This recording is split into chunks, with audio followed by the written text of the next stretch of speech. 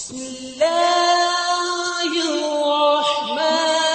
الرحیم۔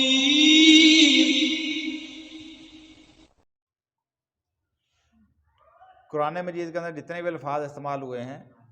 ان میں سے بلکہ دنیا کے ہر زبان میں اس طرح ہی ہوتا ہے کہ ایک لفظ کے متعدد معنی ہوتے ہیں، یعنی کسی بھی لفظ کا ایک لغوی معنی ہوتا ہے، ایک اصطلاحی معنی ہوتا ہے، ٹھیک ہے نا؟ تو لغوی معنیوں کے اندر بھی جتنے بھی معنی اس کے نکل رہے ہوں، اس کا جو بنیادی مفہوم اس کے قریب قریب ہی ہوتا ہے، اس سے بہت زیادہ دور نہیں نکلتا۔ اگر اس کا کوئی اصطلاحی معنی بھی نکل رہا ہوتا ہے تو وہ بھی اس کے بنیادی مفہوم سے ہٹ کے نہیں نکلتا، اس کے قریب قریب ہی رہتا ہے، ٹھیک ہے؟ اب بات یہ ہے کہ ہم قرآن مجید کے اندر کوئی لفظ جب استعمال ہوتا ہے تو اس کا فیصلہ کس طرح کریں کہ یہاں پہ کون سا معنی استعمال ہو رہا ہے؟ تو وہاں پہ ایک تو اس آیت کا سیاق و سباق اس کا فیصلہ کرے گا، اس آیت کے جو جملہ اس کا جو اس کی ترتیب جو ہے جس جگہ پہ وہ موجود ہے وہ فیصلہ کرے گی،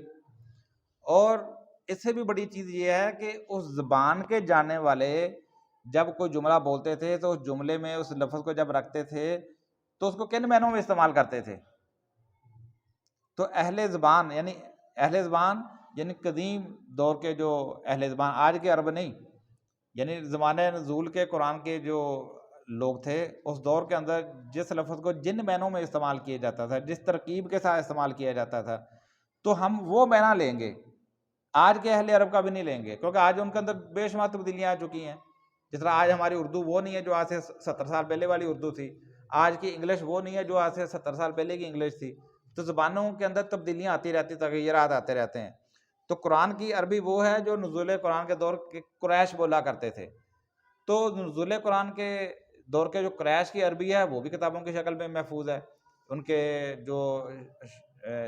دیوان لکھے ہوئے ہیں، شعروں کے دیوان لکھے ہوئے ہیں، ان کی نظمیں، ان کے کلام، ان کے وہ ساری چیزیں ان کی شکل میں محفوظ ہے، احادیث کی شکل میں محفوظ ہے۔ یہ ہمیں بتاتی ہیں کہ اس دور میں عربی کس طرح کی بولی جاتی تھی، کوئی لفظ کن کن معنوں میں جملے کے اندر کہاں استعمال ہوا تو بولا جاتا تھا۔ تو یہی جب قرآن کے اندر کوئی بھی لفظ جب آتا ہے نا، تو چاہے اس کے کتنے بھی معنی کیوں نہ ہوں، دیکھا یہ جائے گا کہ اپنے جملے کے اندر کہاں پہ استعمال ہوا ہے، سیاق و سباق کیا ہے، اور اہل زبان اس کا کیا معنی لیتے تھے۔ بس یہ سمپل طریقہ۔